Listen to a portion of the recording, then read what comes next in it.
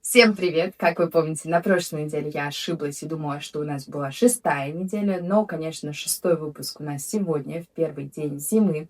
Во-первых, я хочу начать выпуск с поздравления всех мам с Днем Матери прошедшим. Во-вторых, рассказать вам, что декабрь для меня особенный, волшебный месяц, и начать этот выпуск новостей я бы хотела со сказочной новости.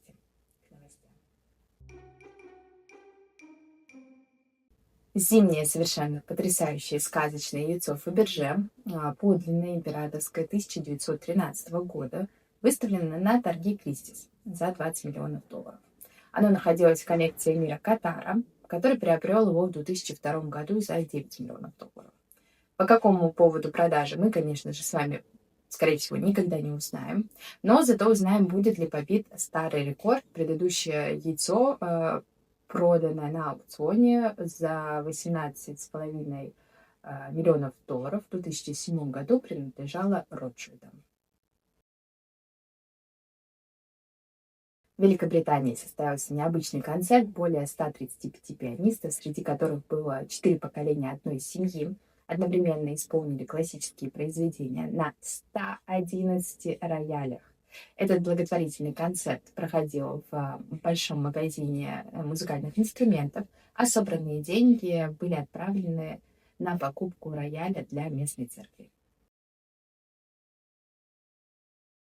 Филадельфский художественный музей подал в суд на своего бывшего генерального директора Сашу Суду, обвинив ее в краже. В иске утверждается, что Суда присваивала средства музея и лгала, скрывая хищение. Напомню, что ее уволили ранее в этом году после 3 лет работы, хотя контракт у нее был рассчитан на 5 лет. В ответ Саша Суда сама подала иск к музею, заявив, что ее уволили без уважительной причины.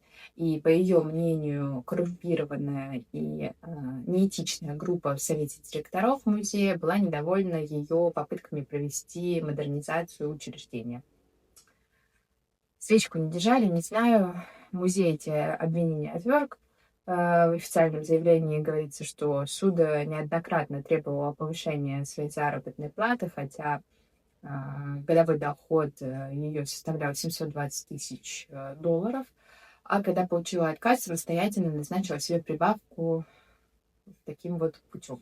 На место Саши Суды новым руководителем музея был назначен Дэниел Уэйс, бывший исполнительный директор Нью-Йоркского Метрополитен-музея. Заранее прошу прощения у всех, кто хорошо говорит по-китайски. Ван Шу и Лу Вэньюэй станут кураторами 20-й Венецианской архитектурной биеннале. Архитекторы и педагоги в 1997 году создали бюро Amateur Architecture Studio. В 2003 году основали архитектурный факультет в Китайской академии искусств, а в 2007 году свою школу архитектуры. Они участвовали в Венецианской биеннале более 3 раз, в 2006, 2010, 2016 и в 2026 ее возглавят. Очень-очень хочу в Египет. У пирамид Гизы появился портал от студии Alex Proba, Echoes of the Infinity Studio. И это зрелище просто поражает воображение. Масштабная трехчастная инсталляция, созданная для выставки Forever is Now, Zero Five, в коллаборации с Solid Nature и художником Дэвидом Махьяри. Выглядит это все как врата в какую-то совершенно иную реальность. Безумно красиво. Блоки из мрамора, оникса, травертина и кварцита выстроились у подножия древних великих исполинов.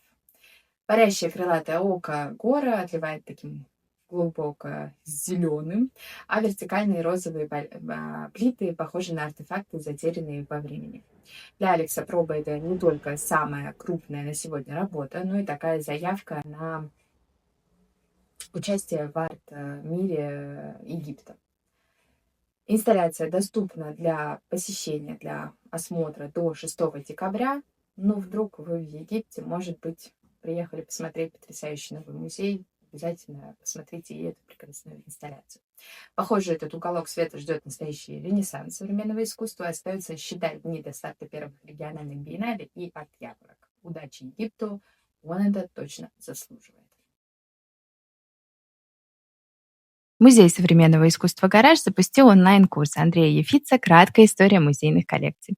Курс посвящен истории формирования этих самых коллекций и позволяет проследить истоки современных экспозиционных практик.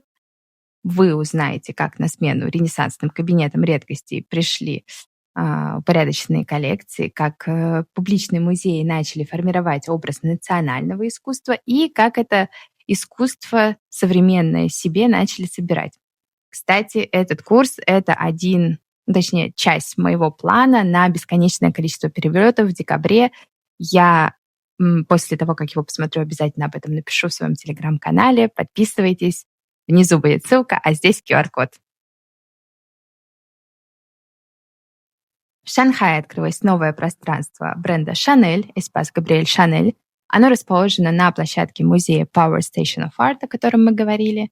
Архитектор проекта — японский мастер Кадзунари Сакамото, известный своей сдержанной и очень строгой эстетикой. Главной особенностью пространства станет первая на материковом Китае публичная библиотека, посвященная современному искусству и моде.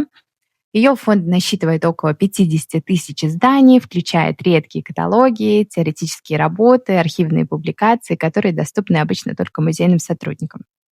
Конечно, это не все. Китай ничего не делает просто так, поэтому помимо библиотеки здесь также разместится архив, посвященный истории китайской современной моды и искусства. Ну и, конечно же, рассчитано это на то, что проект станет важной точкой доступа к знаниям для широкой аудитории.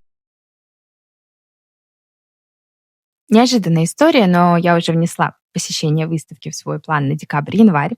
И вас также приглашаю. Выставка Алены Ахмадуллиной в историческом музее раскрывает ее не только как кутюрье, а как художника и архитектора в мини-ткани. Каждое представленное платье не наряд, а законченное произведение искусства. То скульптурный барельеф, то рельеф, то целый архитектурный объект, сотканный из жемчугов, перьев, кожи, ткани. Вместе с древними артефактами эти работы сплетают удивительную сказку. Ахмадуллина виртуозно использует свою знаменитую стеганую технику, роспись по шелку, дениму, и превращает их в язык современного искусства. Я уже посмотрела ее приглашение на выставку в видеоформате, ну и кадры безумно впечатляют. Все Бенуа, все Бенуа. Масштабная выставка в петербургском ЦВЗ «Манеж» 13 декабря по 19 апреля. Это такая своеобразная энциклопедия русского искусства, рассказанная через судьбы и наследие одной из самой, не знаю, влиятельной, блистательной творческих династий в России. Выставка раскроет феномен рода Бенуа и его неиссякаемый творческий потенциал. А потенциал там действительно неиссякаемый. Проект представляет историю не только семьи, но и культурной среды, которую Бенуа формировали и объединяли вокруг себя. В экспозиции покажут более 600 предметов живописи, графики, скульптуры, костюмы, которые я особенно жду, документальные материалы, личные вещи и предметы быта. Все это будет объединено вот этой оригинальной концепцией одной семьи, одной династии. Я очень жду вообще в Манеже выставки всегда, потому что это всегда такие блокбастеры, но с каким-то смыслом. Короче, ждем. Хотелось бы, конечно, провести какой-нибудь выпуск без плохих новостей. Возможно, такой же был. Лувр с января повысит цены на билеты для туристов из неевропейских стран. 14 января 2026 года один из самых посещаемых музеев вводит новую ценовую политику. Основное повышение коснется туристов из стран, не входящих в Европейский Союз. Стандартный билет для посетителей из таких стран, как США, Великобритания, азиатские страны, ну и, конечно же, Россия, подорожает и будет стоить 32 евро. Стоимость группового билета с аккредитованным гидом будет 28 евро. По оценкам администрации музея, этот шаг позволит увеличить годовой доход Лувра на 15-20 миллионов евро. И полученные средства планируется направить на финансирование структурных улучшений, реставрационные проекты, модернизацию музейной инфраструктуры, хотя мы все с вами прекрасно знаем, что эти денежки нужно направлять на охрану. В прошлый раз я не стала комментировать аналогичную новость из Эрмитажа, но здесь уже очень сложно удержаться. Во-первых, хочу сказать, что это только мое мнение, вы можете с ним не соглашаться. Но даже будучи, ну ладно, бывшим музейным сотрудником, я считаю, что стоимость билета в Государственный музей должна обязана стремиться к нулю. Как-то еще до работы в Эрмитаже я проходила практику в отделе современного искусства, и заместитель начальника отдела Дмитрия Озеркова нам объяснила, что на самом деле ни один музей свое существование билетами, исключительно билетами, не окупает. Всегда должны быть какие-то дополнительные инвестиции, например, от крупного бизнеса, либо от частных каких-то коллекционеров, либо субсидии от государства, либо там кассовый разрыв должен также сокращаться, например, за счет временных выставок, как это делается в Лондоне. То есть государственные музеи в Лондоне, они бесплатны, но при этом временные экспозиции, они всегда платные и, честно скажу, достаточно дорогие, потому что вот сейчас я покупала на Тернер, и, по-моему, билет вышел 25 фунтов, не евро, а фунтов. Особенным богатством для меня это, конечно же, являются платные билеты для детей. И была такая история, когда я работала в Русском музее. Начальница искренне удивлялась, почему я не радуюсь тому, что она решила сделать билеты для детей платными. Ну, может быть, я чего-то не понимаю. Делитесь своим мнением по этому поводу в комментариях. Ну и, конечно, мы перейдем к более позитивной новости. С 28 по 30 ноября в Москве состоялась ярмарка современного искусства «Каталог».